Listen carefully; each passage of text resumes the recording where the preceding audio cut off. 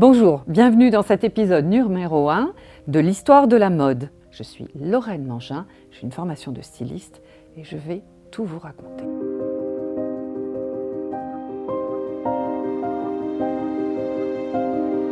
Charles Frederick Worth, d'origine britannique, au XIXe siècle est connu pour avoir fondé en 1858 la première maison de couture, la maison Worth. Retour sur l'histoire de celui qui est considéré comme le père fondateur de la haute couture parisienne. Worth réinvente la fonction sociale du couturier. Hier artisan et simple fournisseur, il est désormais un artiste, un créateur, doté d'une autorité esthétique et d'un pouvoir de prescripteur qui en font un maître absolu auprès de ses clients. Charles Frederick Worth est né le 13 octobre 1825 dans une famille modeste vivant à Bourne, dans l'est de l'Angleterre. C'est en tant qu'apprenti chez deux marchands de textiles londoniens qu'il acquiert de nombreuses connaissances sur l'univers de la couture et du textile.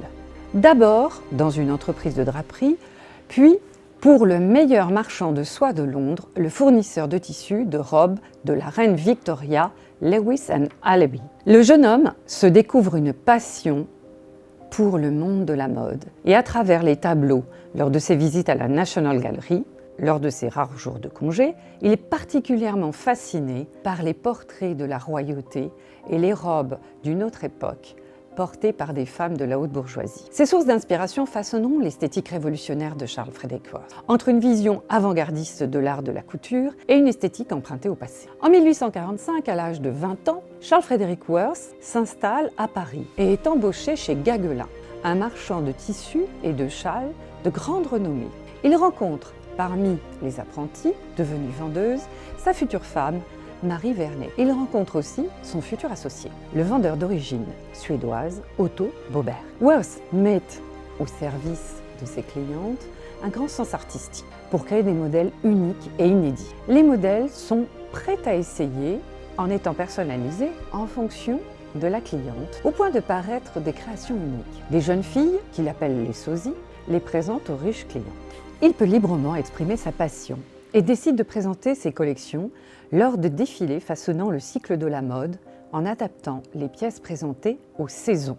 Le créateur impose sa vision de la mode à ses clients venus de toute l'Europe et séduit jusqu'aux plus hautes sphères sociales. Il s'adresse à la haute société et les élégantes de Paris et des quatre coins du monde se pressent dans son atelier. Les femmes d'ambassadeurs de la haute aristocratie, comme la princesse Metternich, qui l'a fait connaître à l'impératrice Eugénie Bonaparte, la femme de Napoléon III. Sous Napoléon III, la France sort de l'austérité et profite des avancées techniques dans les domaines de la culture et du luxe. Worth se sert pleinement de ces innovations, notamment la photographie, pour commercialiser et communiquer autour de ses créations. L'innovation, l'inspiration et la vision de l'artiste primaient sur les exigences et les caprices du client. L'idée de style, signature, n'était pas seulement métaphorique.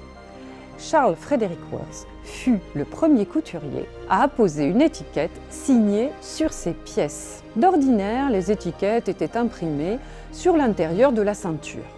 Mais le nom du couturier était si célèbre que les dames portaient leur ceinture sur l'envers pour exhiber l'étiquette, ajoutant largement au prestige de leur robe. La marque du créateur venait de naître. Son épouse, Marie Vernet, porte les créations de son mari et fait tourner toutes les têtes dans toutes les capitales. Elle devient le premier mannequin professionnel de l'histoire de la mode et révolutionne la communication dans cet univers. La tournure est un vêtement de dessous ayant existé d'environ 1869 à 1888. Elle est souvent considérée comme étant une évolution de la crinoline. Elle ne couvre plus que l'arrière. Elle est ouverte devant et sa forme est également différente. Moins évasée en cloche, elle donne à l'arrière de la jupe un aspect caractéristique qui souligne les reins et justifie par ses rembourrages le terme familier de faux cul. Et ici encore, d'autres illustrations montrant toutes ces structures métalliques à base aussi de crin et de différents bolducs de coton. Dans les années 1860, le succès de Charles Frederick Worth est à son apogée. Le créateur a été le premier à exporter ses pièces à l'étranger, exposant ses créations dans les grandes boutiques de Londres et même de New York. Nous avons des exemples, des photos des ateliers donnant un aperçu des conditions de travail. Le génie des créations de Worth a même éteint les oreilles de la très célèbre Élisabeth, également connue sous le nom plus simple de Sicile impératrice. La voici dans cette robe magnifique. Ici, nous avons une sublime robe avec un fond de satin et un motif en velours changeant. La comtesse de Greffule servit de modèle au personnage de Marcel Proust pour la duchesse de Guermantes dans À la recherche du temps perdu. Elle entretient une relation étroite avec la famille impériale russe et fut également conquise par l'art de la maison Worth. Et c'est cette robe que nous avons pu admirer, qu'elle portait comme robe de réception. En 1873, Worth emploie 1200 ouvrières dans ses ateliers. En 1874, le style change et les jupes commencent à épouser les cuisses à l'avant, tandis que les drapés à l'arrière se réduisent à un flux plus naturel de la taille à la traîne. Vers le début des années 1880, les tendances sont à nouveau modifiées pour inclure des bouillonnés, le volume à son maximum, avec certaines jupes ayant l'apparence d'une étagère à l'arrière. La silhouette féminine se modifie vers 1889.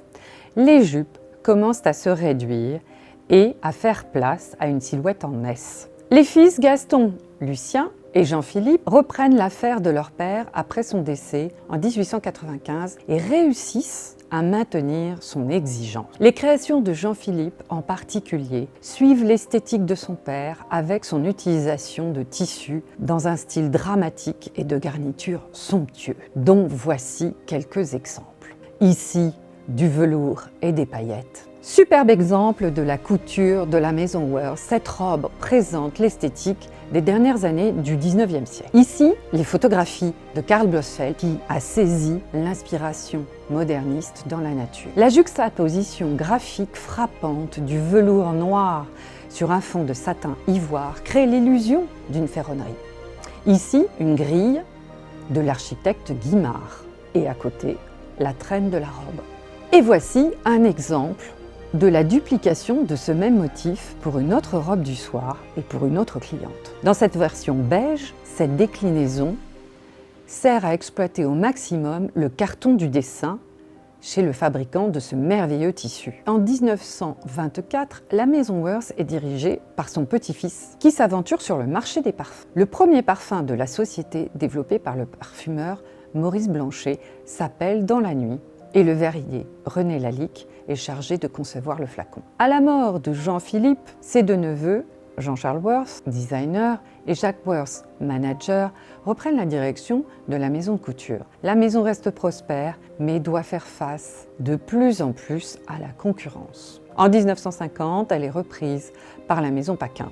En 1952, l'influence de la famille Worth disparaît avec le départ à la retraite de l'arrière-petit-fils Roger.